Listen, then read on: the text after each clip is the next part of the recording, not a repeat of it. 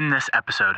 I was trying to find an intro into this episode. We had a guest on and we went down a lot of great rabbit holes, and you can find those timestamps in the episode, whether you're on YouTube or Spotify or Apple Podcasts, so you can hop around. I view this episode as more of an index than just a free-flowing conversation, even though it was. This is the second time we've had Devin on the podcast, and he always brings a ton of really good industry insight. I feel like every time I walk away from a conversation with Devin, including this one, that we really have a better path and understanding of where we're going, especially with young pitchers. We talked about arm fatigue, training models, skills at scale, just a bunch of stuff that Devin lives day in and day out with Driveline Academy, and I thought there was some really neat takeaways from this, from probably one of our longest podcasts that we have ever had. So I hope you guys enjoy this. This is Devin Morgan, round 2 from Driveline Academy.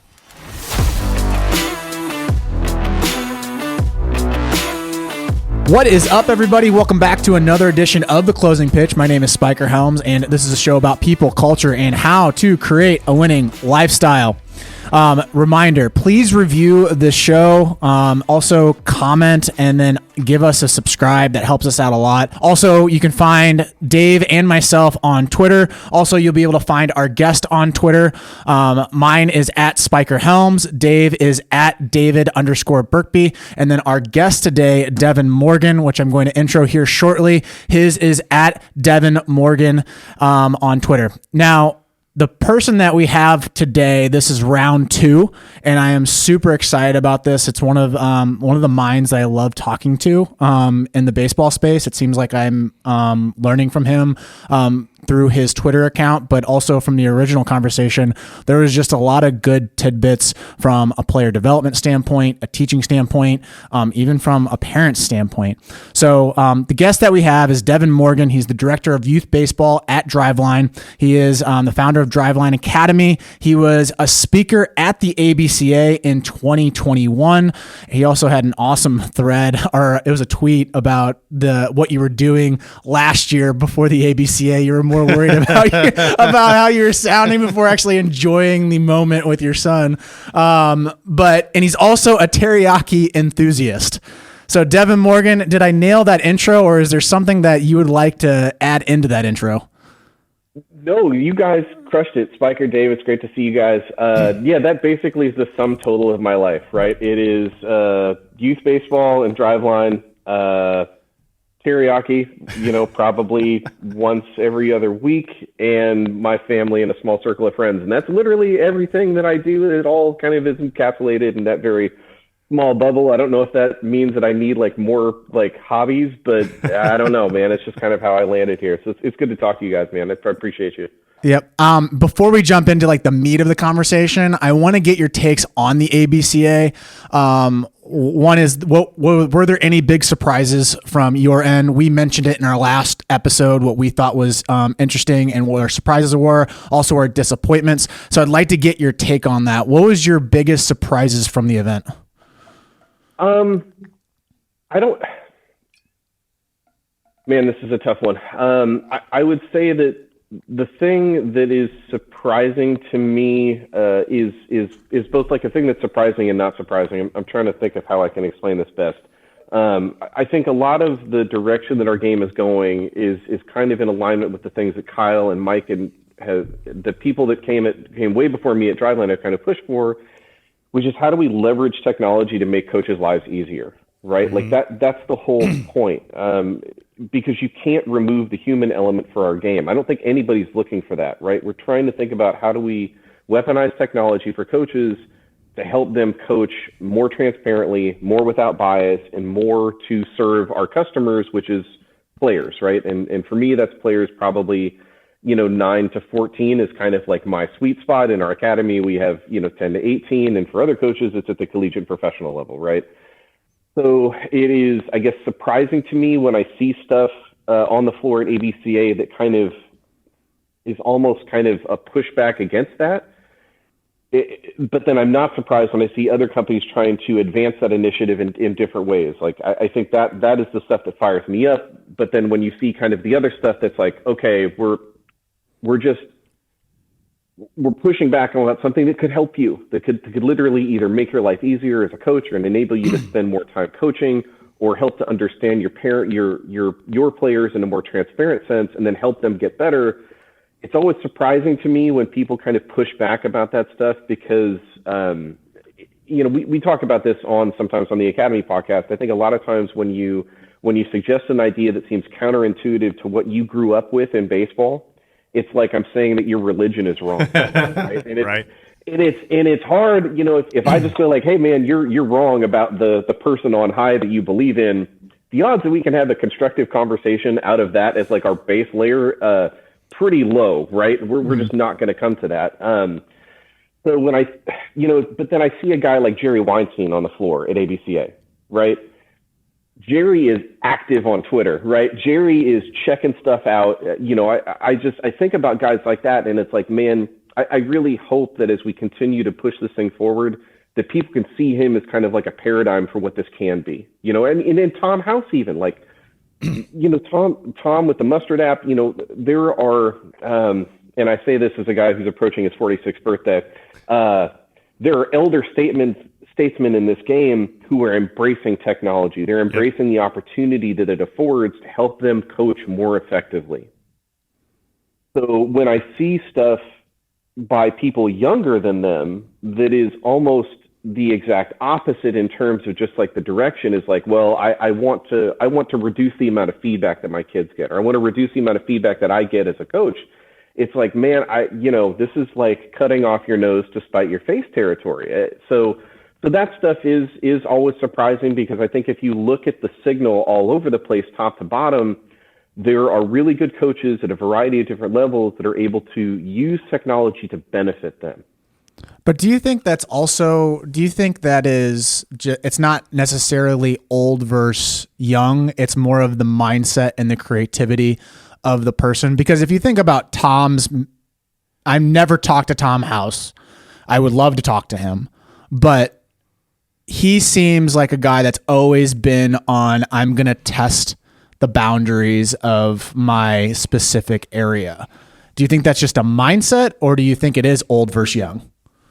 I think it's very much a mindset. I don't think it's colored by age in any way, shape, or form. This is very much just like the Dunning-Kruger effect, right? Like the more that I actually know, the less that I believe that I know. So true. I actually, I rewatched when we talked, it was like a year and a half or whatever it was ago. Mm-hmm. And like, man, I'm skeptical of myself. Like I am inherently skeptical and biased about like the fidelity of the stuff that I've talked about a year ago or 2 years ago or 3 years ago. And if I wasn't, then I'm stagnant. And to me, from someone that like, the Carol Dweck, the growth mindset approach, I try to be as in alignment with that, I guess, at a personal level as much as possible, because I don't know, man. At the end of the day, I'm one day closer to taking a dirt nap than I was yesterday, right? And at the end of that path, I really hope that there are some fundamental principles that I've held to as a coach and a parent, as a father and a husband. But the way that those things shift and change over time, like that should be good, positive development. And it's not always going to be good, right? I mean, you're going to take next steps, but it's like, my son didn't pack a lunch this morning, and we're in the car on the way to school, and I'm like, hey man, do you have your lunch? And he's like, no. He had his braces tightened yesterday. And I was like, okay, look, you're 14 years old now. This is a moment in time you need to start taking a little bit more autonomy and a little bit more discipline with the way that you approach your life. He's 14, so he kind of gets down on himself. And I'm like, look, man, this mistake is a gift if you just learn from it. Mm-hmm. So I would say that same thing applies to the way that I coach and the way that I kind of function as an individual, right? Is that if I continue to just always try to press and grow and do better, sometimes I'm going to make mistakes. I'm going to get stuff wrong. I'm going to hedge my bets the wrong way. But if I always have the ability to take a clear picture about like where I was and where I got to, that affords me the opportunity to course correct over time. Mm-hmm. And again, because I'm a big believer in just like the unbiased nature of data, the more that I can leverage that stuff to actually gain clarity about what was wrong and what was right, then the better I can kind of refine this thing over time. when you were walking that trade floor, did you go to any speakers at all? Side speakers or the large conference rooms? I didn't get to many of them because I actually spent a ton of time on the floor. I really just tried to, when I was at ABCA last year, part of my inability to kind of get on the floor was because my anxiety level was so high about the presentation I was going to do on the youth stage that I was very much kind of locked in on trying to make sure that went as well as possible. This year, I really wanted to be on the floor. So I got a chance to see basically like every booth. I did see, the Driveline talks, Jason Ochart and Max Dudo went up and talked about the Hacking the Kinetic Chain Hitting book that's being released. And it's like, I know what's in the book. I still like to listen to those guys talk about it because then you get a chance to go like, okay, this is a coach that's performing it at a much higher level of consequence than I'm ever going to be. And to hear kind of the way that they think about that stuff is always informative for me. So I didn't get a chance to see many of the talks. I saw some of the youth stuff. It was okay. Yeah. And that's fine. That's okay. Whether it resonated deeply for me or not, I still want to listen to that stuff because it informs my perspective on how other people think about this stuff, right? And I think for me, the way that my role is shifting, the more that I can understand that stuff, the better I can kind of refine my approach to try to reach those people, right? Like there was somebody that gave a talk that was talking about controlling the drift and kind of like pushing off the backside in pitching. And this is a really difficult thing to unpack because we've probably got like decades of guys who've been like, hey, you got to push off that rubber. And so that's one thing, right? There's another thing, which is that we understand because through biomechanics, right, that like the ability to kind of control and accelerate your center of gravity is a good thing.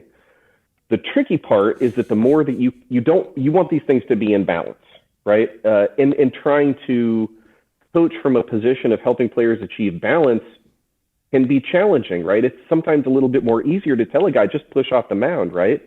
But if I push off the mound too much and I sacrifice rotational velocity because I'm getting too linear in my movements, the net effect can be that I move slower and I throw slower. Mm-hmm. Now, if you have, elite rotational ability, then maybe you can afford to you can hedge your bets a little bit, right? If you don't have that luxury, or if you don't have the biology to get excessively linear without killing rotational velocity, then it can be like a net loss. But that just took me, like 2 minutes to kind of explain. Just to unpack a little bit. Do you think it's complicated? Right. Exactly. Do you think that baseball is becoming more black and white when it comes to teaching, or do you think it's becoming even more opaque? Because if you think about other topics in other industries, so like you could go finance, you could go politics, you could go business, you could go psychology. When you start talking about it, it becomes even more opaque. Do you think baseball is like that, or do you think it's starting to become more concrete, more black and white on teaching principles? If we really want to get into the hippy dippy side of things. So kind of think about the landscape, right? On-field biomechanics through systems like Hawkeye are something that is existing right now. There are stadiums where basically you're effectively getting almost like markerless motion capture data on the way that guys move. Mm-hmm. That technology is only going to continue to refine itself. So in 10 years, it would not surprise me if we just get like live biomech data from the way that athletes are moving on the mound, the way that athletes are performing in the box, the way that athletes are in the field. You can leverage that data to start to understand when mechanics break down relative to fatigue. There is enough information out there that correlates fatigue with mechanics breakdown with injury risk. So teams are going to leverage that data at the highest level. Mm-hmm. What's going to happen 10 years from now in youth baseball? We're not going to have Hawkeye on the field. That's never going to happen. You're not going to have recreational baseball fields that have markerless motion capture data acquisition. So what that sets up is I think we're going to have more clarity about what elite performers do and how they do it at the top level of the game. And the question is like, how does that distill itself down to lower levels of the game where you don't have that immediate like clarity of what's in the sauce? You know, we're never going to get there, right? There are millions and millions and millions of kids that play rec baseball every year on dirt fields with zero technology. My hope, and again, this gets in more into the hippy dippy side, is that we get more towards an agreed upon understanding of what is efficient and effective. And you afford kids kind of more runway to explore what that looks like relative to what they bring to the table that you cannot control, which is their biological and cognitive development. What this sets up, though, is basically like this clash of ideals, right? Do I want to make youth baseball be a place where kids are afforded a landscape to explore around clearly communicated goals and intentions? Throw the ball hard in and around this zone. Be on time, hit the ball flush, and hit it far. Can we agree upon that on that stuff, or do we kind of remain attached to this dogmatic stuff that we were brought up with, right? Keep that head still, get that front foot down early, get that back elbow up, push off the rubber, tight with your front side. I mean, all of this stuff, right?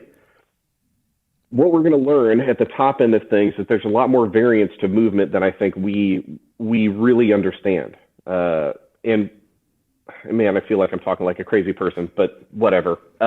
No, it's answering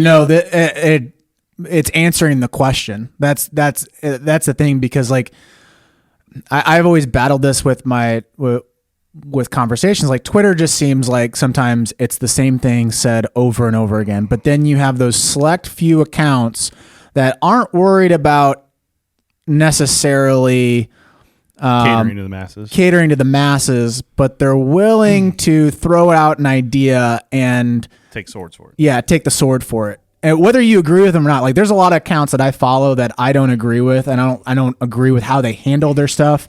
But there's a huge but there that I am willing to listen to them because they are at least they have the I would say confidence and willing to take the sword to put that idea out there.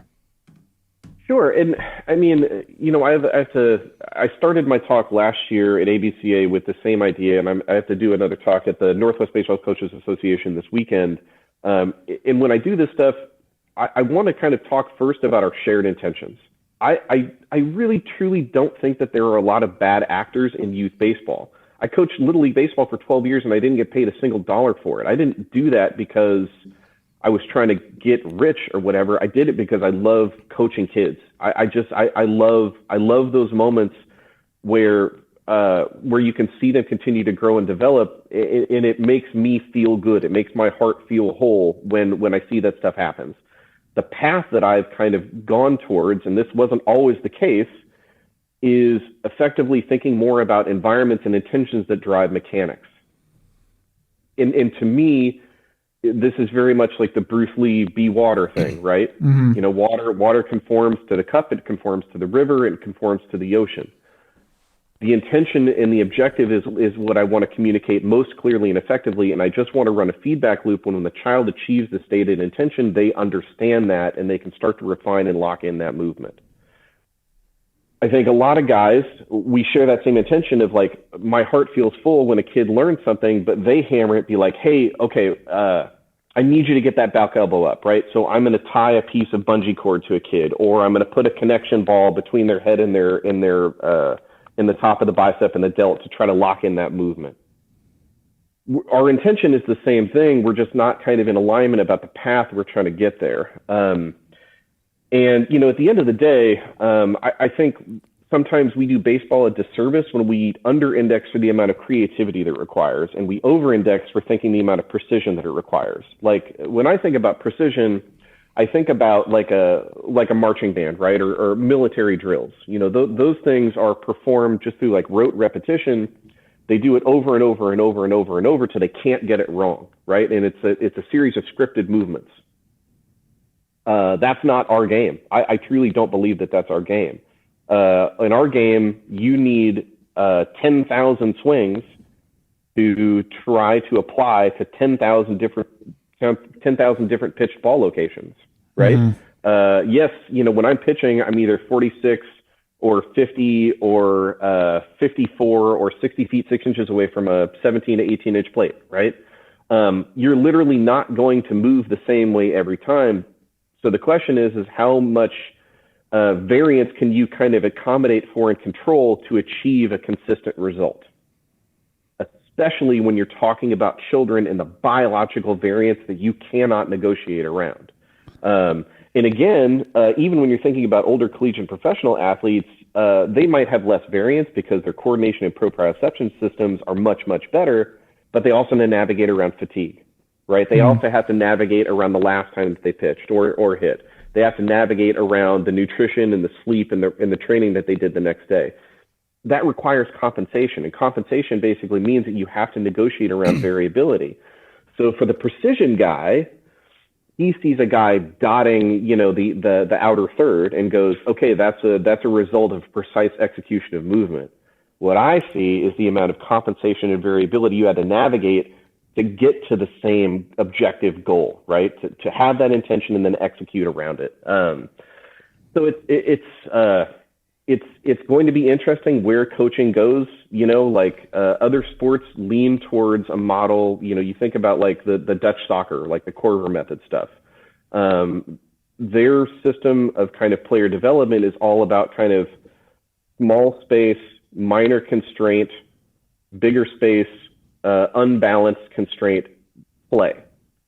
So like you're always going to have a ball at your feet. You're going to get a ton of touches, and there's going to be no opposition. And then we're going to increase maybe offset opposition. It's going to be 2 attackers, 1 defender, right? The attackers are obviously set up for success, and they have to navigate around cones or defense to try to achieve the stated goal. And then you balance it. So now it's 2 attackers, 2 defenders, and then we just play. That method of kind of like skill acquisition and skill development is very different than a lot of like little league practices. Like we put kids and go like, hey, look, the static fielding position is like alligator arm. Hey man, Francisco Lindor does not move that way. Yeah. And if you listen to guys like Kai Correa talk about his system, and to me Kai is just like the best in the world, and he's like an 80 grade human being, and his system of defensive development is also just like so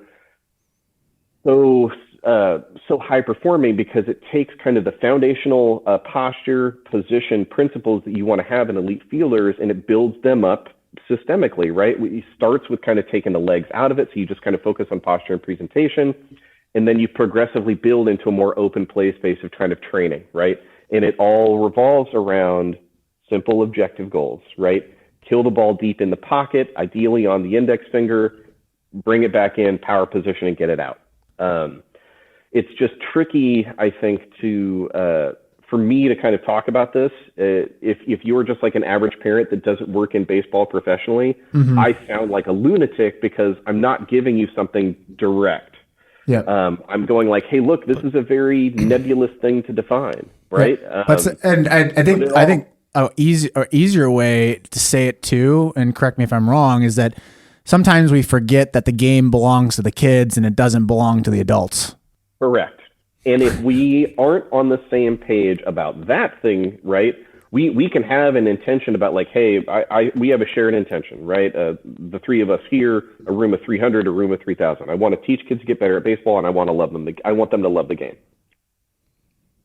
The question is like, does that say more about them or does it say more about me? Yeah. Right. And then we get down this kind of perverted path where, I think the over prioritization of winning being the only acceptable outcome at a very, very young age, it has the natural effect of kind of pushing us in a direction that I don't think is healthy, right? It pushes us towards overuse. And again, you're talking about youth baseball where the ecosystem is typically dominated by parents and coaches and parents who coach, right? Why would I put my own child's health at risk, right? I love that kid. I have a biological imperative to keep them safe. But the more that I infer that like losing is an outcome to be feared, the more that I have like more runway to kind of allow that stuff to happen. Because the thing that I fear most is like, well, what happens if my kid feels bad about losing? Well, I would offer that as a parent and a coach, your job is to provide context for that opportunity. because Tim Corbin, Mike Fox, Nate Yeske, like name a college coach, they don't care about your 12U and unders. They just don't. And even if they do care about your 13s or 14s, they only care about those kids if they're complete biological outliers, right? Mm-hmm. Your high school coach doesn't have like a survey form when you show up at tryouts to be like, what was your club record at 12U? I'm not asking that question. They truly don't care. You know, like in Washington here, you know, high school baseball, coaches have 10 days of practices, or no, it's 10 practices before they start playing games. And that typically has to include the tryout as well. We're a little bit different than a state like California, where it's much less regulated in terms of the time that they can have with kids. They have a very abbreviated time to build what they think is a competitive roster, bring that team together, and then immediately go play a game. They're not going to start that with like, okay, like, you know, what was your on-base percentage at 11U? It's not a question. But as parents, because we fear our inability to provide context to our kids about what it means to lose, in a sport where failure is almost integral to what we do, we're like, all right, well, you know, you got to go out there and you got to throw another 50 pitches today, even though you threw 90 yesterday.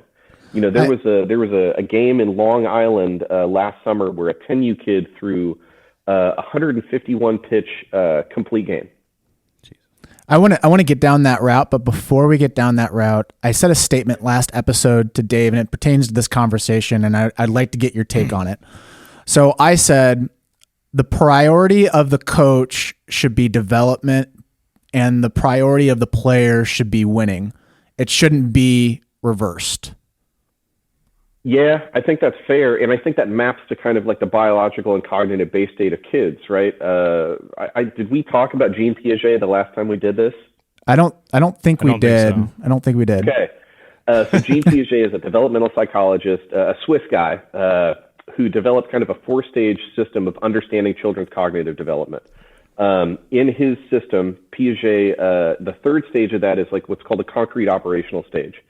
In the concrete operational stage, kids start to understand their world through kind of logical but concrete processes. Mom went to work. Mom is gone. Okay, mom is just gone. Mm-hmm. They understand this in like very concrete terms. The difference between the concrete operational stage and the formal operational stage is kids start to learn how to grapple with, implement concepts around abstract thought. Meaning, mom isn't gone. Mom went to work. Right? Like these two things can kind of exist side by side. Mm-hmm. I think that maps to kind of my anecdotal experience coaching youth baseball for the last decade plus, right? Kids have this definitive priority for outcome because they can't differentiate between we lost and I'm a loser. These two things are very much just like they go hand in hand because they don't have the cognitive tool to kind of understand this stuff. In Piaget's system, the concrete operational stage typically lasts from age 7 to 11. The formal operational stage, where kids start to understand these concepts around abstract thought, starts at age 12, and it lasts into adulthood. And I would offer that, like, if you think about the emotional variance that we see on youth baseball fields, and it maps to that idea that, like, the kid's priority should be winning, but the coach's priority should be development. Of course it should, right? And that's kind of the base state that these kids are going to present. And if a coach is attached to an idea of development, so long as they have a decent idea that means developing more than just your win-loss column, we're putting everybody kind of in a condition that maps to where they are, right? I want to be able to help my kids develop as much as possible, and I can provide context on either side of the equation, whether we win or loss, right? I can incentivize their effort, not their outcome. I think last time we talked, right, it was the Justin Turner thing. You know, you go 0 for 3 on the day with 3 hard hit balls, and I feel really, really good. To really hold tight to that idea, you have to have the ability to understand this in abstract, right? This is my performance today. In the box score, it was not good, but the effort and the things that I created were actually good. And if I just do them more, good things are going to come. Your average 12-year-old and younger player doesn't have the ability to kind of like grapple with that at a cognitive level, and it's just out of their control, which is why we need coaches who can offer that type of context and can support that type of stuff.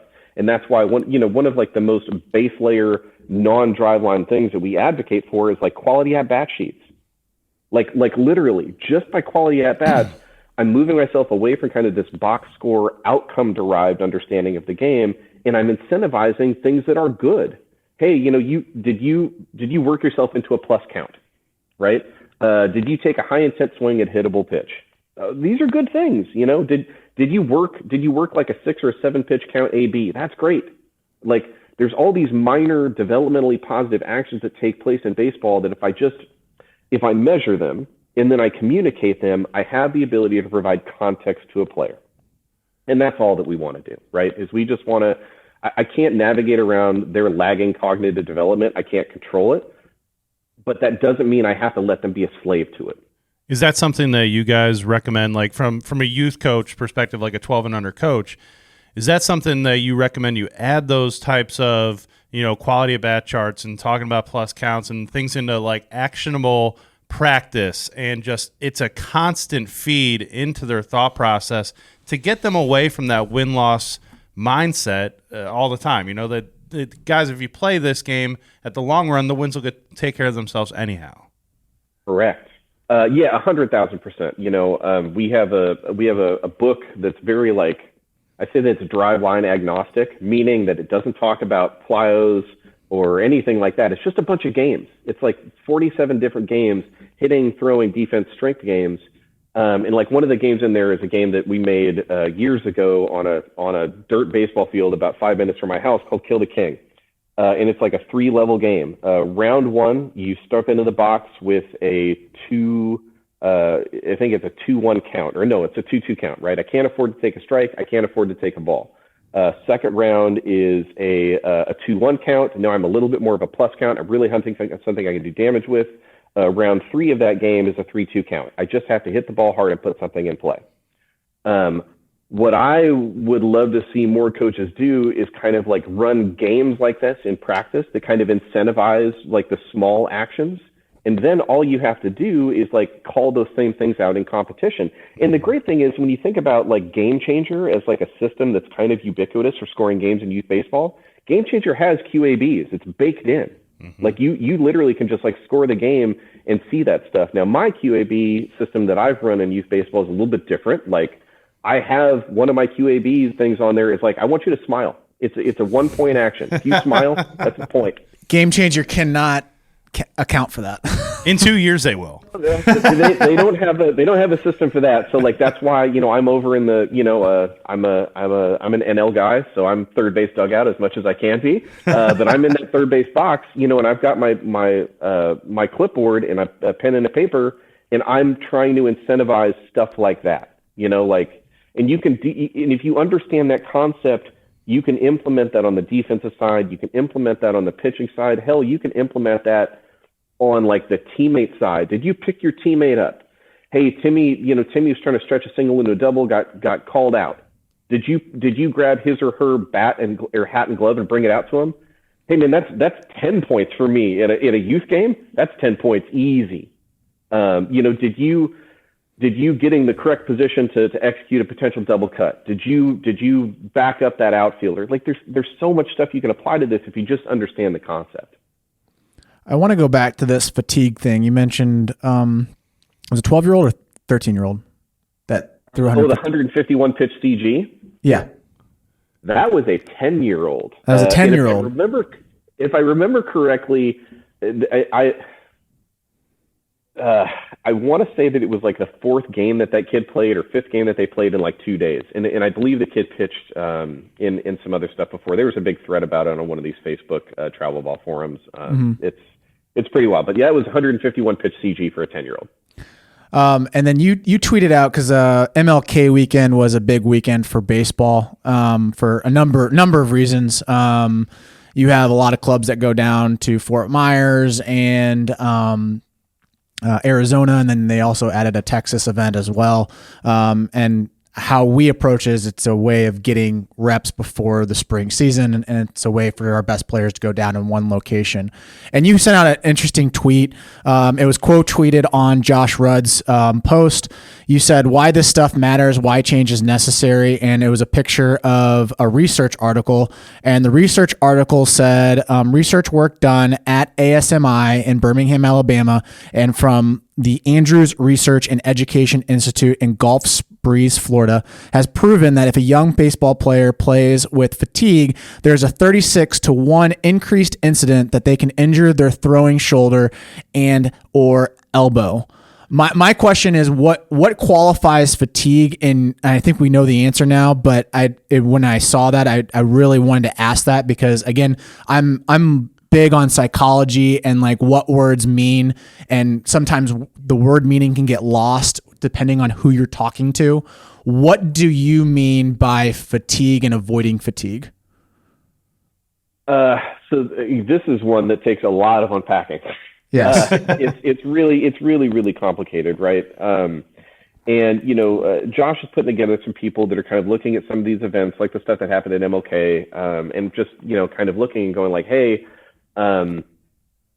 Perfect Game is an organization that has select compliance, if I remember correctly, with the MLB PitchSmart standard. Mm-hmm. Select compliance is different than like mandatory compliance, which is what Little League, Pony, Ripken, and some other large organizations have kind of prescribed. If you are mandatory compliant, you have to stay within the guidelines of MLB PitchSmart. If you are select compliant, that means that in select events, you will hold yourself to that standard. It begs the question, like, well, where are these events, right? Because certainly, if you look at some of those counts over the MLK weekend event or others, right, they're not compliant with MLB PitchSmart.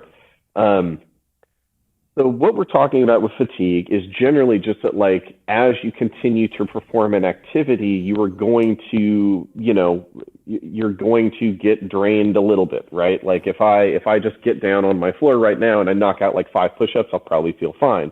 If I waited 30 seconds and I knock out another 5, I'll probably still feel fine. If I wait another 30 seconds and on and on and on, to the point that I'm on like my 10th or 20th set of 5, I'm going to start to be fatigued, right? So that's kind of what we're generally talking about, right? Is that the more that we accumulate activity, in this specific sense, we're talking about pitching, all of that kind of just takes away from my overall level of throwing fitness and energy to be applied in sport activity.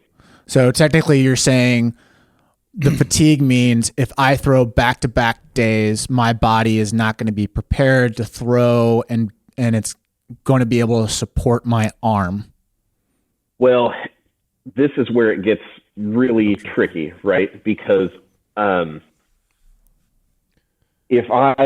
I just talked about, like sets of 5 accumulating over and over and over and over, right? The first time that I do that, by the time that, in my current level of push-up fitness, the first 10 sets that I have of 5, I'll probably be okay. The second sets of 10 are going to start looking pretty crappy. The third sets of 10s, I'm probably not like, I'm just not there right now. Right. Human beings basically like respond and react to the stimulus that they're given. Okay. So I think that the reason that some people are concerned about the MLK weekend pitch counts is kind of like as a singular event is that they conclude, and I don't know that this is an accurate conclusion, but the conclusion is that you haven't had enough time to kind of build up to those type of workloads, right? Because that is a thing that you can do. What we understand with tools like Driveline Pulse is basically that you want your, what we would call your on-ramp, right, for kind of that workload to be a gradual curve upward, and then you want to maintain it. And I think some people ask what are relatively, reasonable questions to go like, okay, well, we're throwing with this type of frequency in this type of volume in January. Is that something you've adequately been onboarded towards? And that's a tricky question to answer, right? Everybody's going to have a different answer because everybody's throwing programs are different. With our academy teams, we take August and September off from throwing entirely. We start off-season training in October. We take like a 4 to 5 week onboard, And that's the first time we start throwing with anything resembling intent, whether that's off the mound, flat, plyos, or whatever. Then we go into a velocity phase. It's typically around 5 to 6 weeks. That concludes right around December. And then we start building up volume. So it's like what we do is we kind of like slowly on ramp period, and then we build into intensity, and then we build up volume. So I don't know go ahead. So what confuses me on this debate is like, I've been seeing the debate, and I overall I think it's healthy. But what confuses me is that sometimes I feel like the human nature starts coming out and we're blanketing everybody under one umbrella when it, like you just said, it's an individual basis and it's very different. Like, and I think from coast to coast, and one benefit from, like, if you talked to me 5 years ago, I would have been like, hell yeah, let's not play in these months. But now seeing coast to coast, that's just not feasible because Vegas operates completely different than St. Louis, and then St. Louis operates completely different than, let's just say, Houston, Texas, or a Miami. Like, Miami and Vegas don't operate the same way, even though they're warm weather climates, which is crazy to think about. But like, and I don't know what the answer is. And I just hope that we don't go in this route of like, the worst thing that regulation can do to someone is then bind them to something when a Dominican or a Venezuelan kid or a Japan kid, whatever, they can work a whole year round, and then we're limiting our players to, okay, this is what you're only capable of because we have deemed it as adults that you are fatigued, when in reality you might not be fatigued. Right. It's a really tough thing to kind of come up with a universal solution for, because there's no universal agreed upon throwing program. There's no universal agreed upon schedule. 100%. And because you don't have those two things, you can't have just like a one size fits all perfect solution. I would offer that, the MLB PitchSmart guidelines are a pretty good middle position, right? I don't know that MLB PitchSmart ever actually released all the research that led into the creation of that standard. If I'm wrong, I'd hope that somebody would please tell me. I'd love to see it. But my understanding is that kind of just they took some information and tried to come up with some like best case scenario guidelines for usage.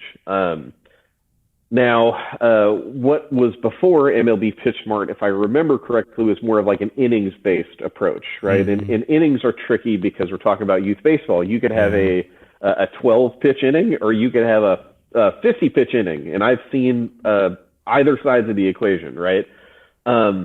And what's also tricky about that is that you have a limited amount of players on a youth roster. That's where people are getting stuck, is that like everyone agree. Like I wouldn't say everyone, because you do see the crazies where they end up throwing the 150 pitch count and they don't care.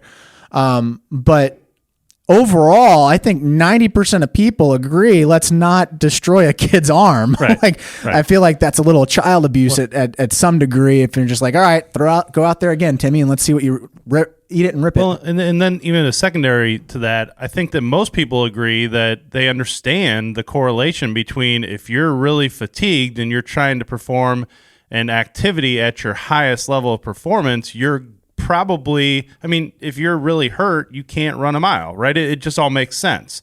So, but I think where the disconnect comes, at least in my opinion, which is why I'm very happy that tech is now being filtered down to the lower levels and becoming more affordable in a couple cases that I can explain. But I think the disconnect is where coaches or maybe parents or even players, and you can't put it on the players as much, it's more on the coaches and parents, I think, they don't understand where that level of fatigue might be. The old adage was, how are you feeling this day? Are you feeling okay? Are you up to it? Kind of watching your body language type of thing. And that's, that doesn't really give you a picture. But now there's certain things that are coming down the route, if you will, of technology that can actually give you're at this level of recovery. You're at this level. Based on the information that you're giving me, you're now at that, which that's how we search for answers. That's how maybe you can, I don't know if you agree with that or not. Well, I think that's absolutely, in a perfect world, I think you have to individualize it, right? Because again, let's say a kid throws, 60 on a Friday and 60 on a Sunday at Lake Point, right? So that's 120 pitches. And let's say that kid's 12 years old. If you look at the MLB Pitch Smart standard, that would be just a very blatant violation of that standard. Correct. Right? Just on the surface of it. Now, if that kid started onboarding in October and starting in November, that kid had 50 to 60 pitch bullpens, or let's say they progressively built up to the point that in December, they start having 60 pitch bullpens on Friday and Sunday. And you do that for all of December and half of January. So you essentially have like 6 weeks to accumulate to that volume. I think you could make the argument that for that player in that kind of training paradigm, that because they've had 6 weeks to kind of acclimate to that they would be able to do that in Lake Point successfully without a drastic risk of injury. They'd be better suited than most. Yeah, because you had time to essentially to adapt to that stimulus. Now, the tricky problem, of course, is that what are you missing if you kind of go down that path? Were you missing the opportunity to learn how to get stronger and move faster? Correct. But it's not for me to say unilaterally for every coach in this country, hey, you should always do it the way that we do it, right? That's never going to happen. We're never going to get into any type of agreement there. So, you could build a kid up to that, right? But the only way that you would get kind of like systemic clarity on that is really two paths. One is you individually basically like track all of those players' throws in training that leads up to that competition, right? And as much as I would love to sell, a driveline pulse sensor to 2 million kids every single year, I don't think that that's going to happen. The other way that you could do it is you essentially like track velocity, right? Because velocity is going to give you an indicator into fatigue once you understand what a kid's baseline is, right? Right. So let's say you got a 12-year-old, they throw, mid sixes. Okay. If that kid holds in and around mid sixes for all 60 pitches on Friday, great. I feel like we're in a good place. And if they go into that Sunday start and they hold in and around mid sixes for the first 20, 30 pitches, okay, fine. But in pitches 31 through 40 and 40 through 50 and 50 to 60, as I start to see a gradual decline in output, that to me is a pretty clear signal that something is going on in terms of fatigue. And it's at that point that I would start being concerned that we are putting ourselves in that position where now I'm kind of, my presentation is like the research, right? As fatigue goes up, mechanical breakdown goes up, and the risk of injury goes up. 100%. And the tricky thing about all of this that we understand through biomechanics is just like kids at a base layer don't produce a ton of force on a per throw basis. Because they're kids, right? They're not small adults, they're kids. So the reason that you don't see kids having a lot of like single throw injuries is because they just don't produce a bunch of force on a per throw basis. What they do is like they're resilient, but they're not bulletproof. So you can get into a tricky spot where basically like this continual accrual of workload inhibits your ability to adequately recover, right? So if that kid hadn't been throwing, Friday, Sunday, 60 pitch bullpens, and you only threw like a 20 pitch pen once a week, and you did that from December into the first half of January, and then you go, hey, all of a sudden we're just going to go 60 on Saturday and 60 on Friday, 60 on Sunday.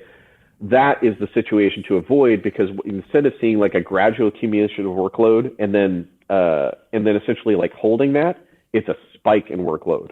We are entering into a depth in the pool that we haven't swum at yet. And that's the place that gets a little concerning.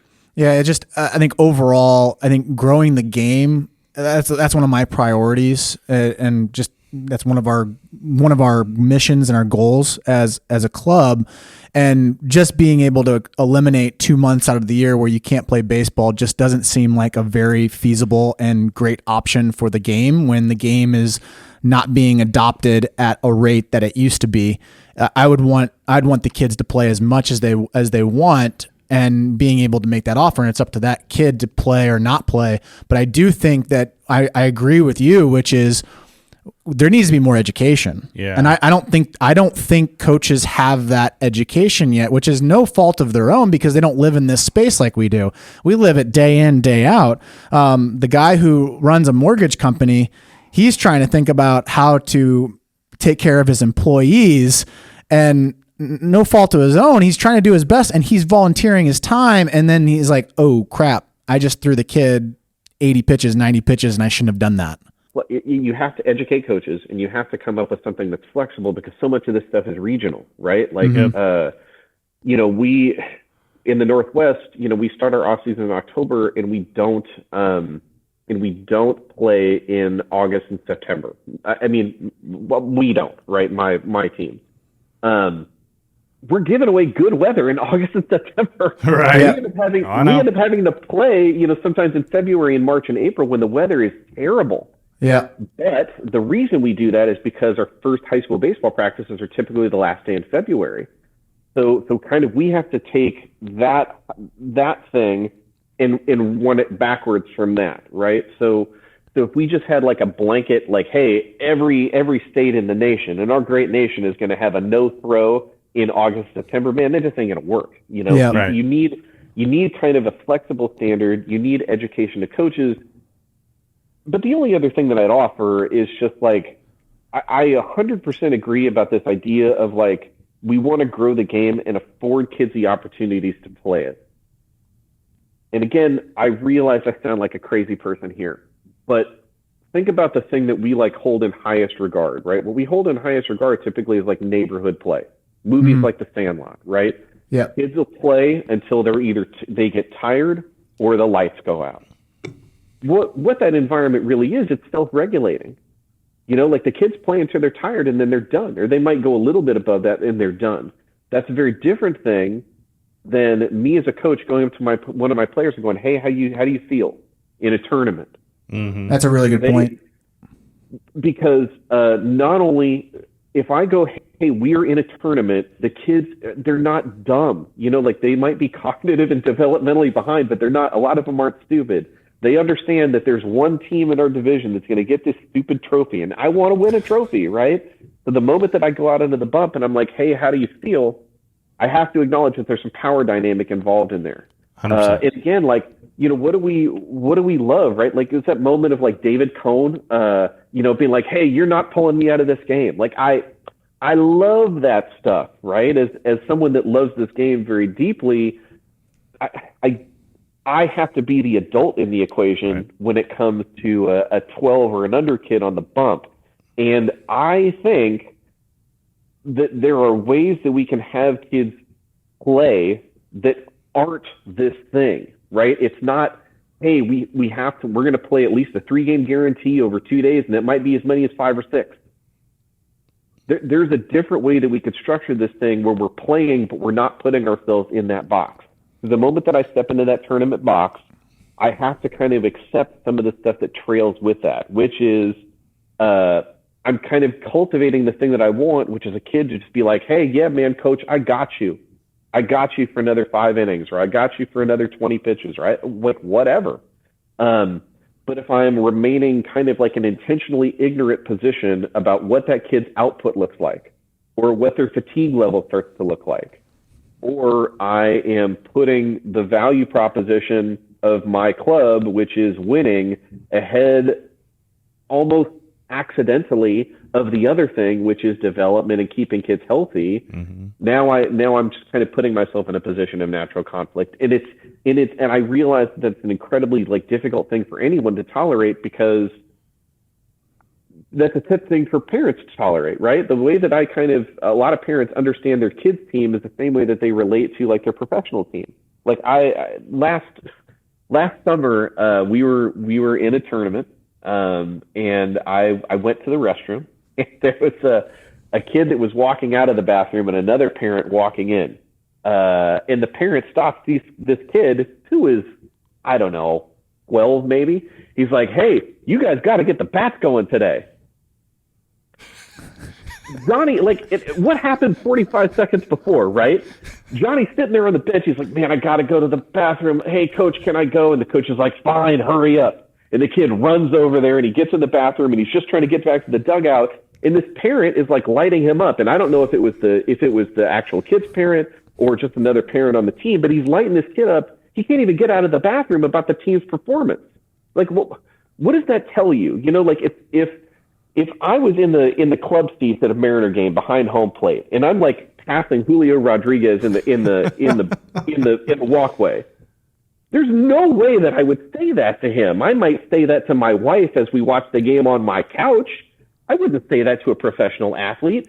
But a lot of times, like we understand that children are children everywhere but on a baseball field, right? And we kind of like, we relate their whole experience the same way that we relate to our experience with like professional adults. And I just think that that's the wrong path. So to me, you know, one of the ways you just naturally solve this stuff is like, how can we play games without playing the game? Yeah. I mean, that was a really good point on self-regulation on the Sandlot, and kids, when they're tired, they're like, you know what, I'm done. And I've been kicking this idea around too, which is maybe you just don't do bracket play. Maybe the tournament companies are required to do 5-game guarantees. And then whoever has the lowest score differential or whatever and have the best record, they end up winning the tournament, and then it's announced on Twitter or Facebook. I feel like that's a more reasonable option than, all right, we're going to do a 3-game guarantee, and then also if you make it past this, you give like 5-6 more games to actually win the ship. So good luck. Like it's literally impossible, which then would allow a coach to build out his roster that makes sense for everybody. Instead of doing 11 players or 12 players, now he can do like 13, 14, 15 players and know like, okay, hey, now I have 5 games that I have to play in this tournament this weekend, and this is how we're going to do it. Yeah, I mean, first off, I'm certainly happy that this conversation is happening and what's going on social media. It needs to happen. It needs to be brought to attention. But it's not a one solution problem. It takes absolutely everybody to kind of talk through this because it is so complex. I mean, so complex. You're taking into factor of different paces across the country, different age groups, different bodies, different coaches, different systems, different tournament companies, different offerings. I mean, it is so complex. But there can be, I don't know if there's ever an ultimate solution, but there's certainly some areas of improvement. And I think that's where people need to be open to listening to those. And I think if you bring in everybody, the tournament companies, the coaches, the organizations, the parents, the masters on that side, the high-level professionals, if you bring everybody in, I think that you'll find at least that conversation isn't going to be not worthwhile. That conversation is going to lead to some sort of improvement of the game. Yeah, because again, you see former Major League Baseball players coaching these teams on MLK weekend, which is another thing to think about. Is like, these guys think it's fine to play during this, and why is that? Well, probably because their kids have been trained and have been playing, and they can play that weekend, right? So it's like, it goes back to his point. There's so many variables. So many variables. But it's a conversation that needs to happen. Yeah, and it's just, I think a lot of this, again, you can't lose sight of the fact that, like, while you do have, some people that have played incredibly high-level baseball in this ecosystem, a lot of it just it's executed and conducted by parents. 100%. Yep. And again, like, when you think about the self-regulation thing on the Sandlot, the other thing that the Sandlot regulates for is, like, literally talent. I mean, you think about that movie, all those kids on that field weren't good. Like, except Jet Rodriguez. Right. You got one of those. And then you have all these other kids who have differing abilities. And when you put a coach, a well-intentioned parent coach in an environment where, like, hey, there's just like one outcome that we're going to find acceptable and everything else I don't have any tolerance for, I naturally go like, all right, well, what's the best way that I like hedge my bets there? I get the biggest and the strongest kids, calendar age 12, biological age 14. Well, again, there's research that substantiates this in sports like hockey, where like late blooming kids end up being incredible high performers so long as they continue to play the game, because they cultivate this sense of like dogged perseverance. And I would argue our game relies upon perseverance much more than hockey does, right? Because right. Failure and challenge is so inherently baked in. But if we continue to move in the direction we are, where there's more and more travel teams that are incentivized around one specific outcome, what is naturally going to happen is that like we're just going to continue to carve some of those kids away that are late bloomers, right? Yep. That might not be developed yet to be competitive. That doesn't mean they're going to be like they can't be competitive later. They just need time and reps and play opportunities. But like, you know, I mean, how many of those kids are getting carved out of roster spots or just moved to other sports, you know, because like the more that we lose kids from recreational baseball to travel ball, you know, like you lose like that top 10% of your players from rec ball because they're like the most gifted athletes. They might be biologically advanced, skill advanced, whatever. Those kids go play travel ball, they abandon rec ball. So now you've lost your 10% of your skilled players in rec ball. You're also losing a lot of your best board members and coaches because a lot of those kids, the reason that they're good is they have a parent like the three of us who just like is very deeply involved with this thing. It's going to let them hit in the backyard 3, 4, 5 times a week, right? So then the next like 20% of your talent, they're like, oh, well, the competition level just left or got bad. So then I'm going to go to travel ball too. So now your rec ball league loses like the top 30, 40% of it. And then the competition level of rec ball goes really, really bad. And think about things like first year kid pitch is like a real tough scene anyways.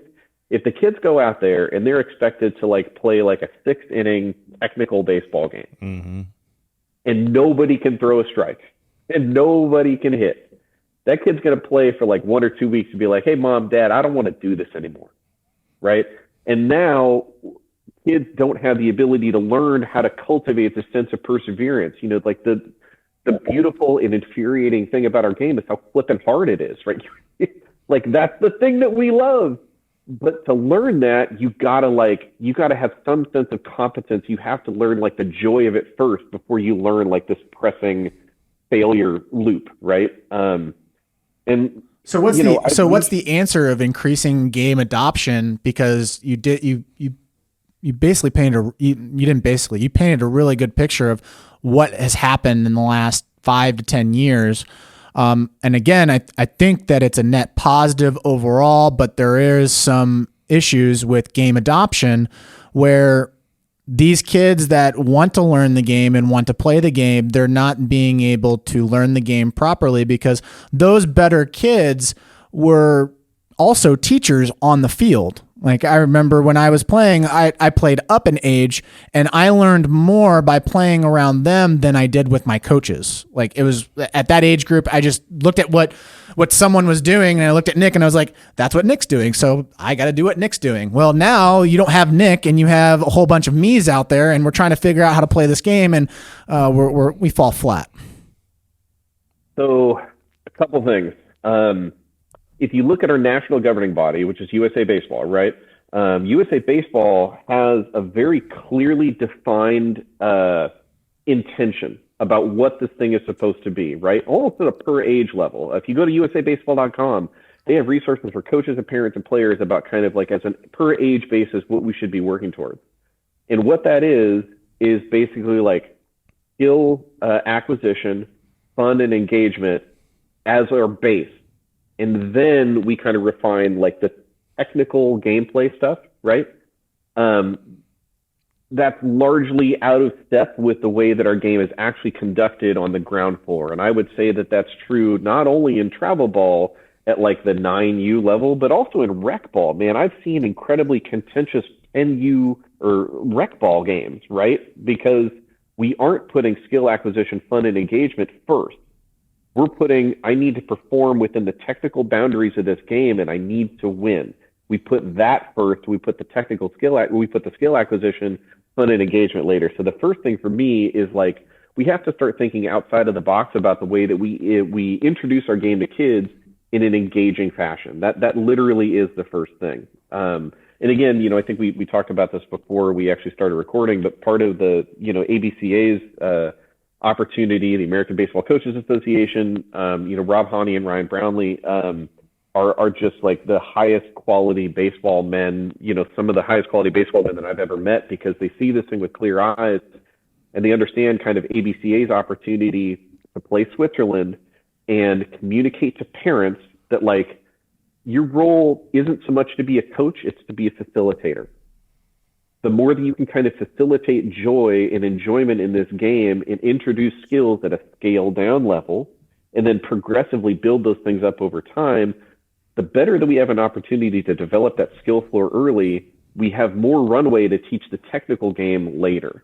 But so long as, again, we have like, first year kid pitch and like, hey, the expectation is you're going to play 3 up, 3 down, and it takes you 2.5 hours to get through like 2.5 innings, that sucks.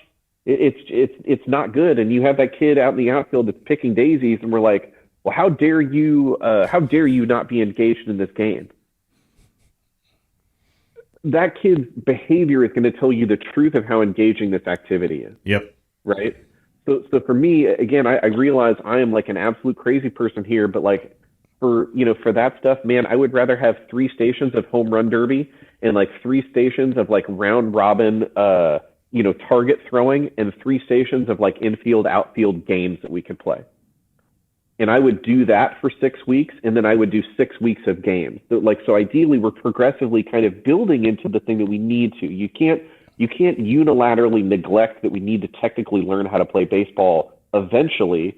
The question is, do we start from like 0 to 10, or do we kind of progressively build into this thing? And to me, that I think is just going to give kids a much more engaging initial experience in our game that also substantiates the skill development that we don't want to be lagging, and then we can progressively like dose them into playing the technical game over time. Well, I mean, what variations do you see of the game?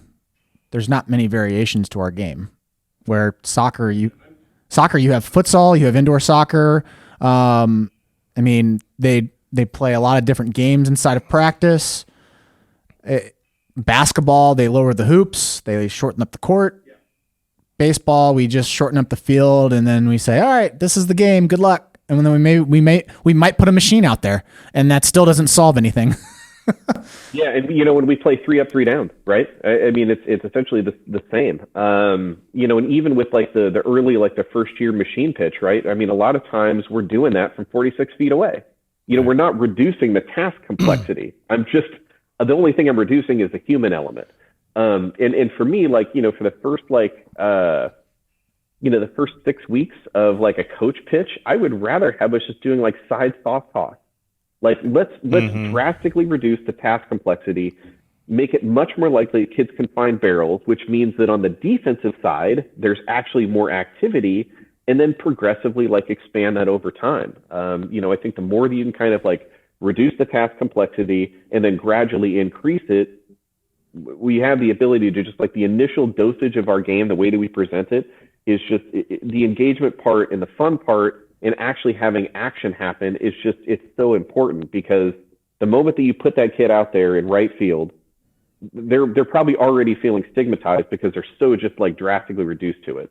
And then, no balls get hit to them. They start picking at their shoelaces in the dirt and the daisies, or they're picking up turf or whatever. And like, we just don't need to present our game that way. And that probably means what you need is you need to run smaller rosters, right?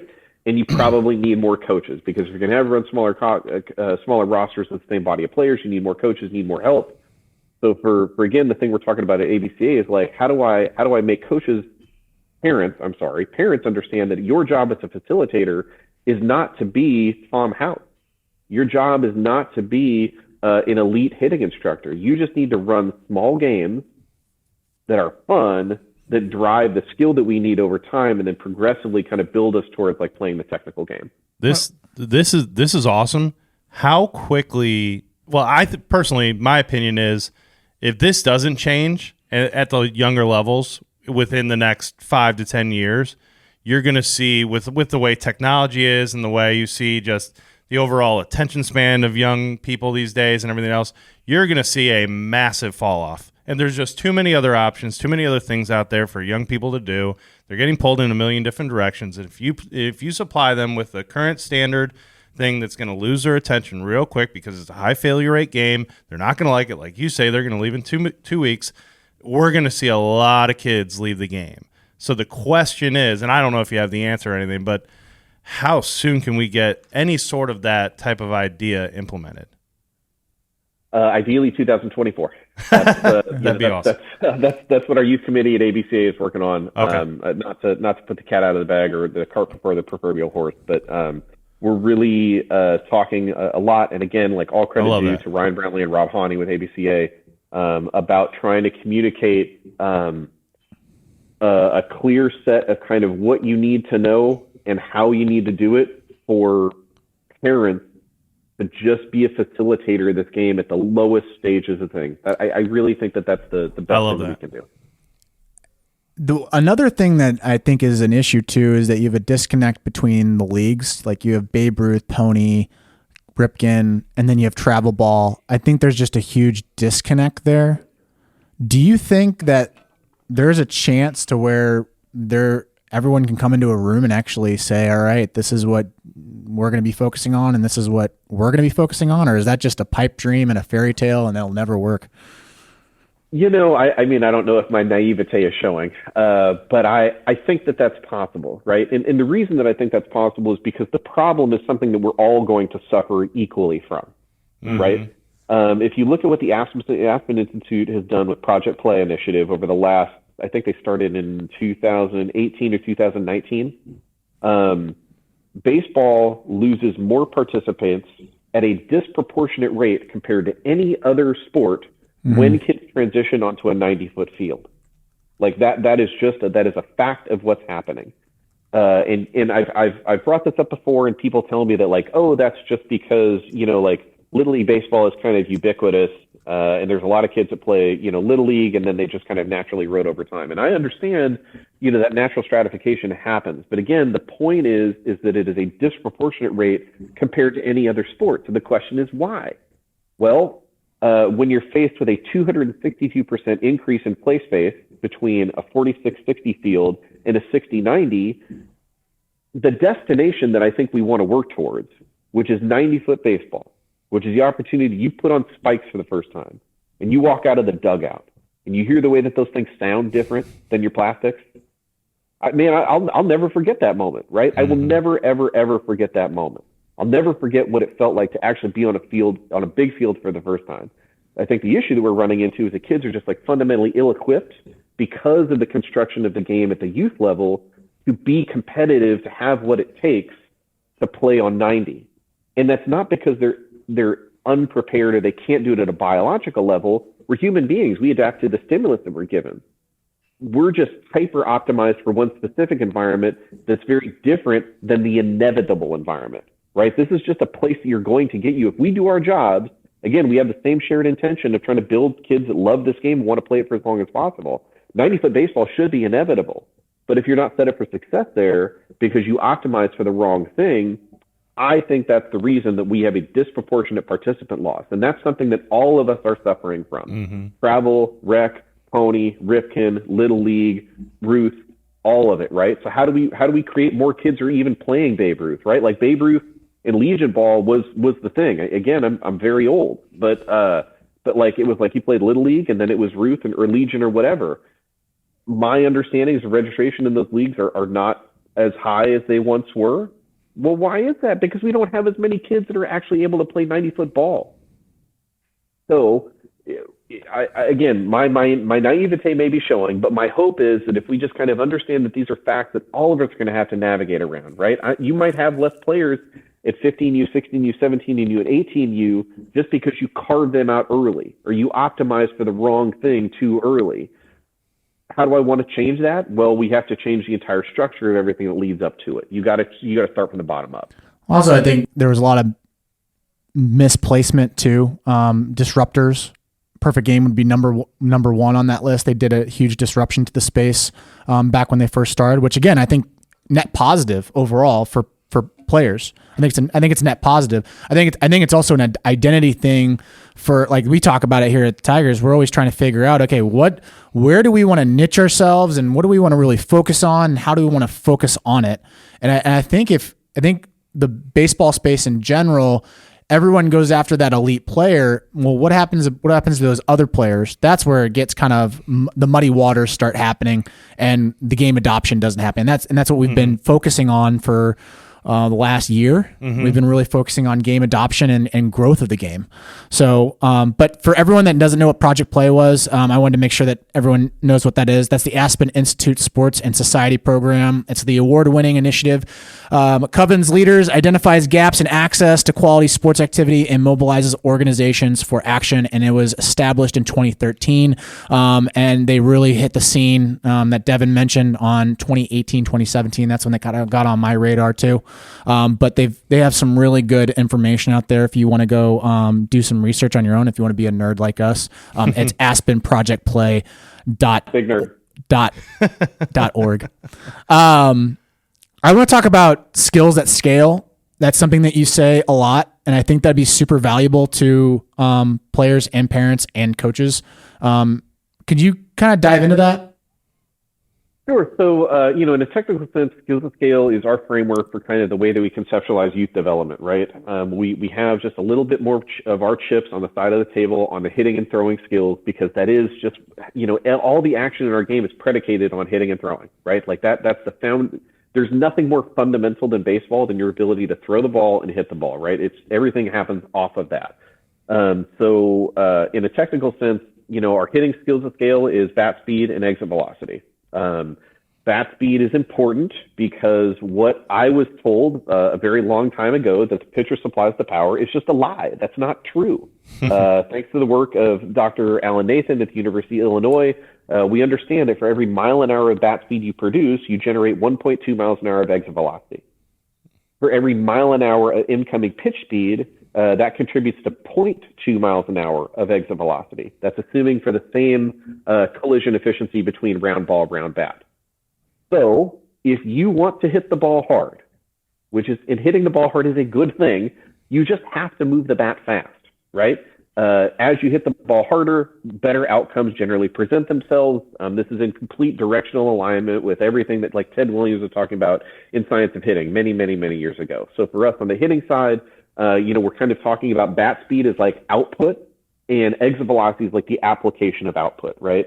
We're not saying that bat speed in and of itself is something that is like the only thing that we track, because if you're just swinging the bat fast and like swinging at air, that doesn't solve our problem, right? We want to be able to do that against a moving ball relative to kind of what the competition environment is. On the throwing side, it's throwing velocity, but it's also throwing accuracy and then also health, right? Like throwing the ball hard is good. The more that we kind of understand your baseline kind of velocity your baseline velocity, we also can monitor for fatigue. We also want you to be able to throw the ball in and around the target, because whether you're pitching or whether you're in the field or whether you're playing catcher, you have to be able to kind of try to hit a spot.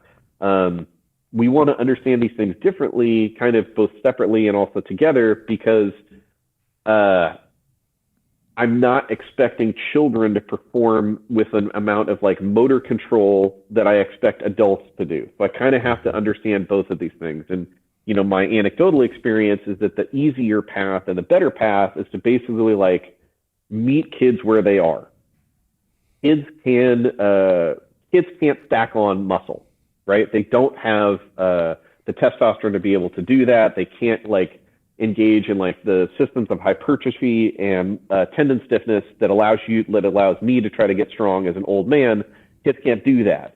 What kids can do is they can basically like the neurological side of things, software changes they can make. They can't make hardware changes. They can't make software changes. So the amount of basically like forced recruitment that they can generate is something that you can develop with a kid, even though you can't stack muscle on them. So for us, in terms of skills at scale, what we want to do is like, all right, if you can't make hardware changes, but you can't make software changes, we want to put you in environments that drive these things, right? How do we help you learn how to get good at moving fast? Moving fast doesn't mean remaining ignorant of kind of the task demand, right? You can't just move the bat fast and not hit the ball. You can't throw the ball hard and not hit your spot. We need to understand both of these things, but we understand they're also going to develop at different rates, right?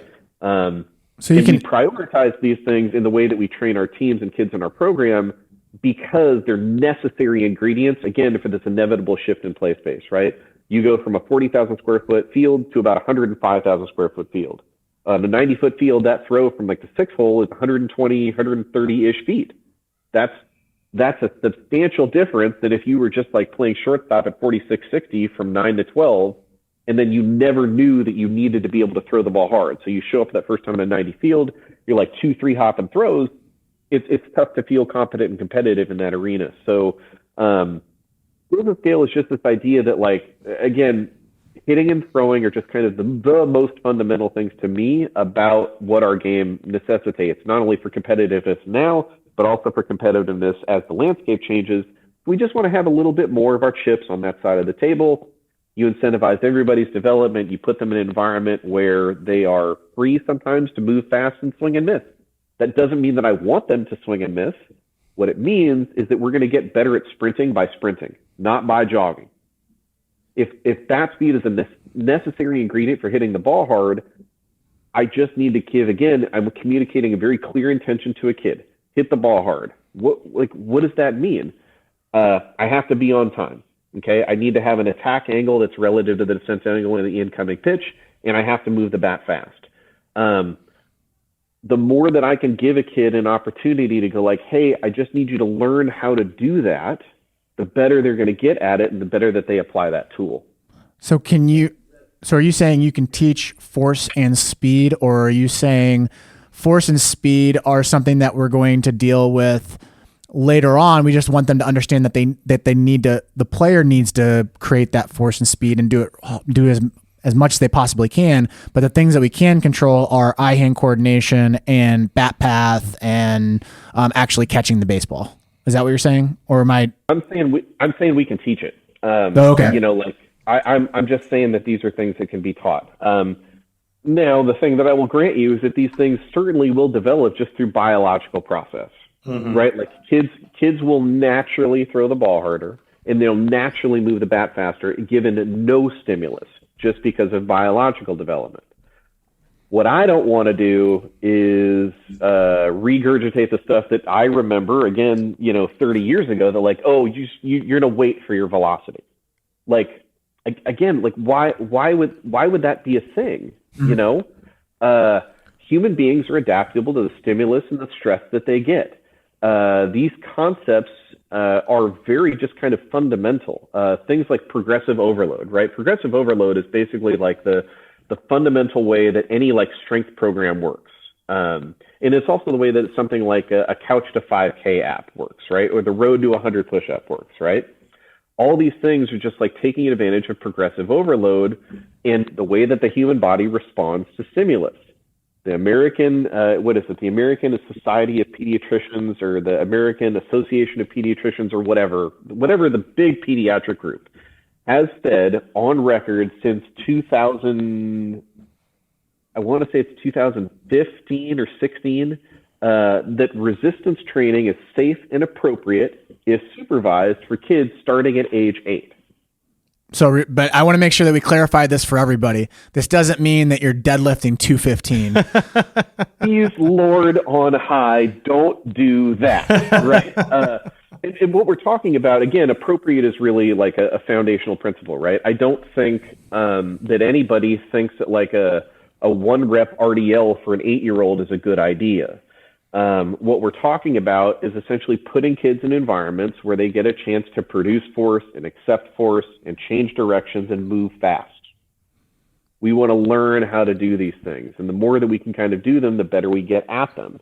And a lot of this stuff really just starts as kind of like general physical presentation that informs baseball skills, right? Like the big knock on year-round baseball is overuse. Well, why is that? Because you're spending too much time doing baseball-specific movements, which doesn't afford you the opportunity to do non-baseball specific movements that inform your baseball movements, right? Like we love this idea of multi-sport play. And we go, hey, the top 30 guys in the draft this year, all of them played multiple sports in high school.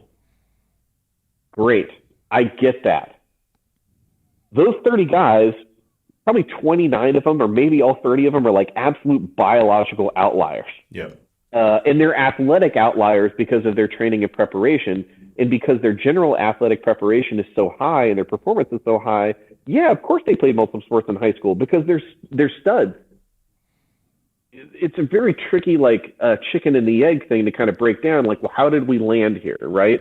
Is this person just an elite baseball player because they played football? Well, I mean, sure, football is going to teach you to solve different physical movement problems than baseball will, and certainly there's some beneficial relationship there. But like, the guy's a good baseball player because he plays baseball.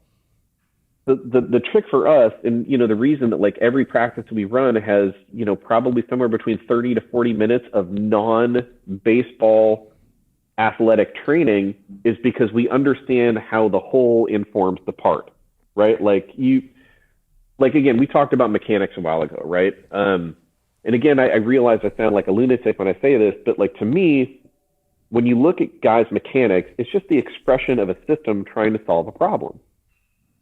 And the system is going to be defined by strengths and weaknesses, specifically with youth players, right? Because their biological variance is all over the place.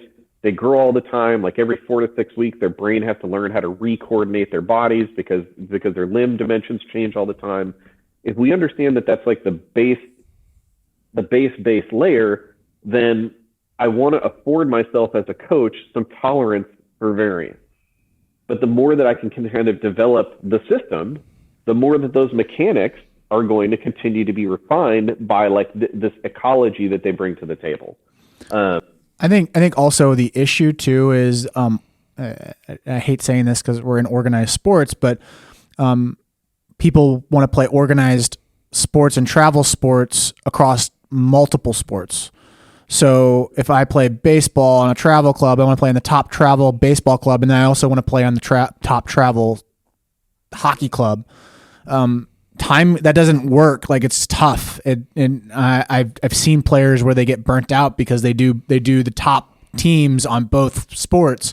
Where one of my wife's former bosses, we were talking with her about her kids, and her son wants to play travel baseball, and she's totally against it because she's like, you can't do that.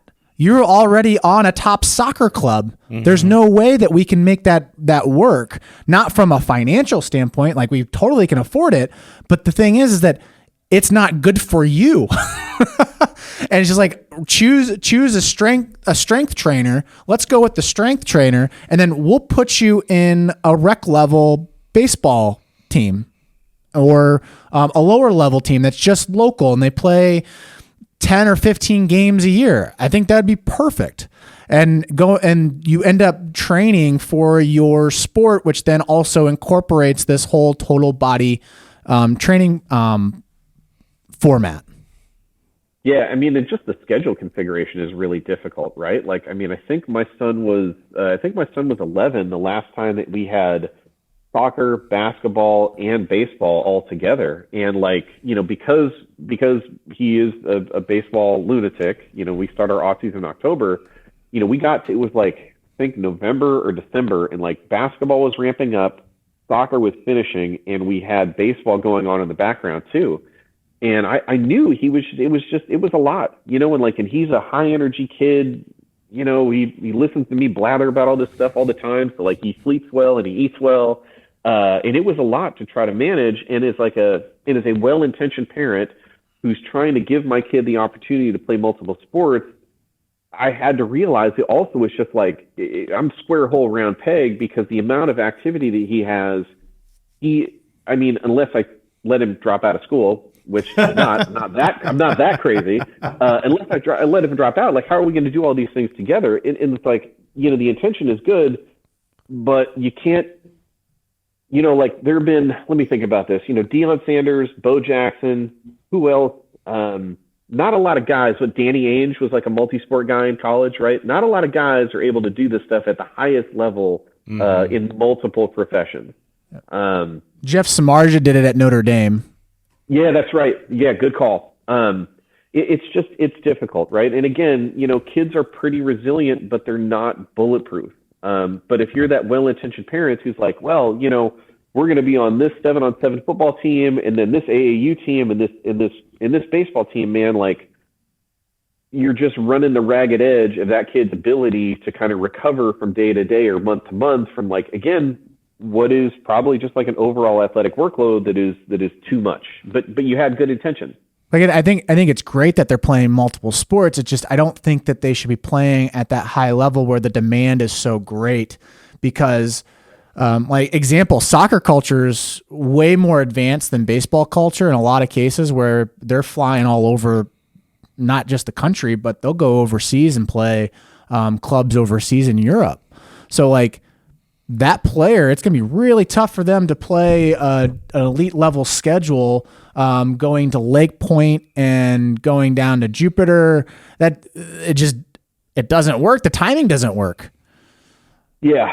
And, and for us, because we do run, we run a 10-month program, right? We try to solve for that internally. Number one, by not playing, like a crazy amount of games. We try to have some balance in that system. We don't have a crazy schedule on like a week-to-week basis. Our 14 U's are practicing 3 days a week. And sometimes I would like to see, some additional practice if that was a thing that we can make work.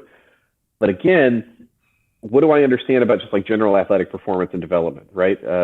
You're not necessarily getting better in the weight room. You're getting better at the way that you recover after the weight room, right? If you want to take advantage of the super compensation thing, you need to have rest and recovery that fuels the growth that you from the work that you put in. Well, if we have soccer practice on Monday, Wednesday, and games on Sunday, and we have baseball practice Tuesday, Thursday, and games on Saturday, and then I'm like trying to fit in like 7-on-7 and 5-on-5 football somewhere around that too, where's the recovery coming from, right? So to a degree, it's kind of like what we were talking about the kid throwing 60-pitch bullpens on a Friday and a Sunday, right? Your inability to recover is putting you in an overtrained state, so you're never taking advantage of the super compensation thing to actually get better. You may be able to participate in all these things, but is skill, strength, force, technique, are all these things actually improving? And again, at the end of the day, the reason that we are so attached to kind of data, measuring the stuff that matters to us, and then communicating that stuff clearly to our parents and players is because if we're in that system, I get real clear understanding when we are fatigued, right? Like if I was running a club swimming organization and I didn't use a stopwatch, if time started to go down, it's like, hey, I got a really clear indicator something's not working. But if I never kind of check into the velocity development progression of these 60-pitch bullpens on Friday and Sunday, Friday, Sunday, Friday, Sunday, if a kid was like 60, 63, 65, 63, 65, and then they go 61, 63, and then they go 58, 63, and then they go 57, 58, there is just like, that's overtraining, right? It's overtraining. We're in a bad spot. But if I don't leverage a ruler, right, which is, I mean, that's what a radar gun is. We're just measuring output. If I don't ever take a look at that information, I miss the opportunity to understand what direction am I going, up or down? Is skill development and acquisition going up or down? And again, velocity, and it comes to on the throwing side of things, right? It should be an expression of everything we want, right? If your mechanics are good and your strength is good and your ability to sequence those mechanics together and leverage your strength and leverage your stability, what would be the natural outcome of that? You're going to throw the ball harder. And again, MLB PitchSmart, they have on their website, they say that they don't want kids, throwing to a radar gun. And I understand the impetus of what they're trying to drive towards that, right? I would never, and again, I've done this in Little League, right? I didn't bring out the radar gun in practice on day one. I brought out the radar gun at the end of week 3, beginning of week 4 to understand where we were in terms of velocity, and now I can monitor for it from that point forward. I also think they were trying to lump in like the dads that were buying the pocket radars and how are you and sitting behind home plate. What are you using the tool for? Radaring every kid. Yeah. Well, I know. I mean, I have a kid. I have a kid who isn't in our organization anymore. He's a good kid, and and he throws the ball really hard. And if he just kind of continues to do what he's doing, he should have a good shot to play college baseball. he isn't in our program anymore, but I still, I know what he's doing on socials, right? And like, I see him just out there, just like randomly throwing all the time, and it's like, why? Yeah, and there's Why a gun there, and it's like, the number just kind of is like flatlining. Mm-hmm. Well, why? Because we're not taking the time off. We don't have structure to be able to kind of get us to the place we want to go. So yeah, man, I think for a lot of people, if you don't have any idea of like what a structured throwing program looks like, don't bring out the radar gun, right? Mm-hmm. For sure, don't do any type of high intent throwing. Like don't do that. I can't tell you the amount of flack that I've gotten, on social media about when we have our kids do pull downs. But like, they don't know why. Do that because of the specific progression that we take to get there. Right. Like you can't go from A to Z. You have to go through the entire alphabet of how we get there. And it's a complicated process. That one of my favorite authors, Ryan Holiday. I don't know if you've read his books. He came out with a tweet, and I sent it to Dave, and it's just the epitome of like Twitter, and it's dogs bark at what they cannot understand. Heracles, and I feel like purchasing knowledge is so underrated, and being able to, like, if I don't know something, and being able to go to a Driveline or go to a Tigers or go to whatever, the club or the training program, I think the value in that is so big, because then you start understanding your body and you start understanding what actually works, and you're relying on someone like yourself who has devoted 10, 15, 20 years of your life to this craft.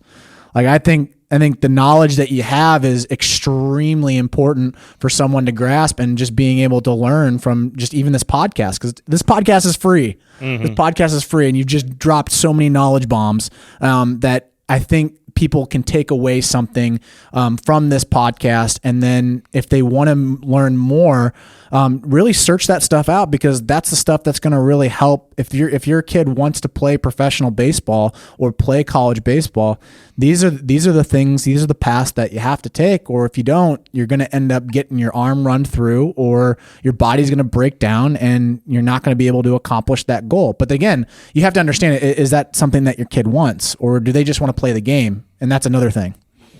Yeah, and to me, to be really clear, the thing that I focus on most is really just for kids to be able to have like a competitive but resolved high school baseball experience. Yeah. That's the first thing for me that I care about, just because I don't want kids' most impactful experiences in this game take place before they hit puberty. Like that for me is just where it all starts. And to me, to be able to be in that space, you have to have a good technical understanding of the game. You have to have competitive tools, and you need to be able to have a mindset that allows you to kind of work through this perseverance. Like my son, is going to be trying out for his high school baseball team next year, and he has this idea of like, I want to make freshman he want to make varsity as a freshman, and I'm like, not sure that you really even want that. Because wow. for a lot of guys, if you make varsity as a freshman, you might just be backing up. You might be watching a lot, and again, how are you going to continue to like learn and grow and improve your game? Well, probably through play and reps, right? It's a difference between prestige and versus actually enjoying, right? Right, because again, life is simultaneously very short, but also I think kids under-index for like the amount of time that they have in front of them. Like you got 4 years, man. Like ideally, you have 4 years to really kind of grow and learn your way into this game. And whether any like future play at the collegiate professional level takes place after that, man, I kind of don't care, because I think my objective of creating kids that just get a chance to see what 90-foot baseball is in high school. Whether they do anything beyond that is whatever. What I'm really trying to solve for is for when that young man or woman eventually has a family and they have a child, and you, at that point, you're in the driver's seat for like, what sports do you introduce to your child? I remember very clearly, my wife and I called it Morgan family spring training. and I was playing like beer league softball at the time.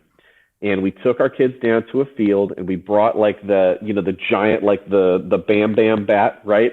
And some wiffle balls. We went down to just a local field, and we just hit around for a bit, right? And there's a picture that I have of my son and I, and then I hit some or whatever. My kids are like, oh, dad hits the ball really far. I don't. But like, they were tiny. And there's this picture of my son and I walking in from the outfield, picking up balls, and he's like yay high, right? Whether anything evolves for him in terms of like post high school, I don't care. I already feel like our journey in this was successful because both of my kids love the game. And I feel really confident that at some point, if afforded the opportunity, they will put a baseball in their kids' hands. Mm-hmm. That's cool. Hey, let's go play catch. Let's go hit around. All the other stuff past that is gravy if it happens, and I kind of don't care if it doesn't. I just want to get more kids that like love this game the way that I do, because I know how it shaped and formed me as a human being, as a parent, as a husband, as a father. I know all this stuff that baseball has taught me, and that to me is what growing the game is, right? So to me, growing the game is not identifying biological outliers and trying to like get those kids to play MLB baseball. I understand that like that is a thing that we could do, and it's great to develop high-level elite baseball talent in this country. I agree with that intention. There are another million and millions and millions of people that we can teach to love this game, that want to introduce it to their children, and want to cultivate everything that this game can teach you as a person. That's my North Star. Everything else from that is just kind of it's icing on top of the cake. That's magic. Game adoption is probably the single most important thing, in my opinion. Yeah. So, and just real quickly, like the thing that we kind of talked about before is like, how do we capture these kids who have all these other options? To me, it's gamification, right? Like my kid can sit down and play NBA 2K, MLB The Show, Fortnite, Call of Duty, and whether he wins a bunch of games or loses a bunch of games, he gets XP. He literally has like, there is value that's communicated from the game to him about the benefit of participation regardless of win-loss. So the reason that like in the Skills at Scale book, and the reason that like we talk about this idea of like games outside of the game and giving points, is that's the loop I'm trying to run. Yeah. I'm trying to go that like, hey, when we talk about bullpens, right, there's a video on our YouTube about this idea of just like a levels bullpen game, right? We do like 10 throws at one distance, 10 throws in another distance, 10 distance at a third. I've had kids in like rec little league that if I put them on a 46-foot bump, they are not going to be able to smell the strike zone, right? They're just not going to. And a lot of times what happens is that like coaches will throw those bullpens with kids. The kid can't smell the broadside of a barn, and you just go, that kid's not a competitive pitcher. And you just kind of carve them out, right? What I want to do is like, okay, let's approach it like soccer. Let's decrease task difficulty, and we're going to play a game. Hey, you're going to have 10 throws at this distance. How many points can you score? Okay, we scored 8 points at a very drastically reduced distance. Okay, and then we scored 6 points at like a middle distance, and then we only scored like 3 points at like the actual competitive distance. The moment that I establish a score there, it affords me the opportunity next week to go like, hey, you hit for 3 at 46 feet last week. Let's try to shoot for 5. 100%. 100%. I'm trying to teach these kids that, like, again, this is like Casey Weathers one-on-one, man. Like, hard work will give you honesty. The more that you continue to do these things, the more that you sharpen your sword. Success is not going to be immediate, but you will gain the truth about where you actually landed if you just keep getting in the reps. And everything else is going to be based on luck and God and good fortune and good vibes and stuff that I can't control as a coach. But I just want kids to kind of learn. Yep. It sets them up for structure. It sets them up to actually win outside of the game, which is awesome. Devin, this conversation has been, again, another, like, I feel like there has to be a round 3. I mean, it's always a pleasure talking to you. And hopefully we can do one of these in person at some point, maybe down in the Dallas ABCA or something like that.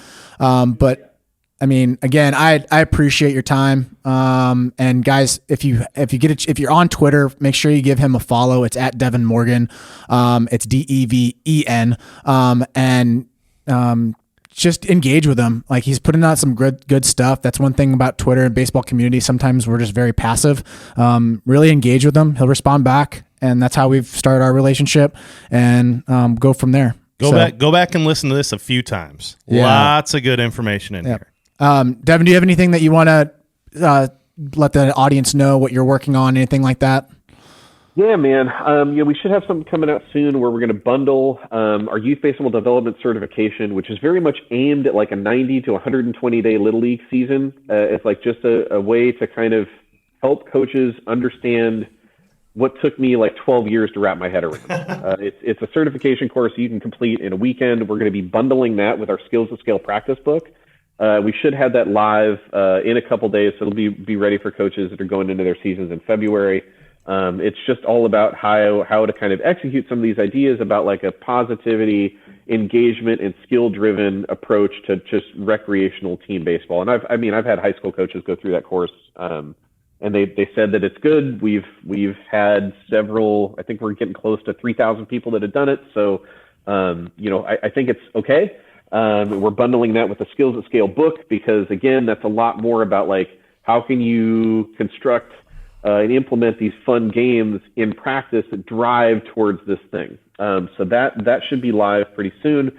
And then sometime later this year, we'll be doing like the actual big everything that we think is directionally correct about kind of youth training. I don't know if we're going to call it Hacking Youth Baseball. I don't know if we're going to call it That Damn Baseball Book, but it's going to be it's large.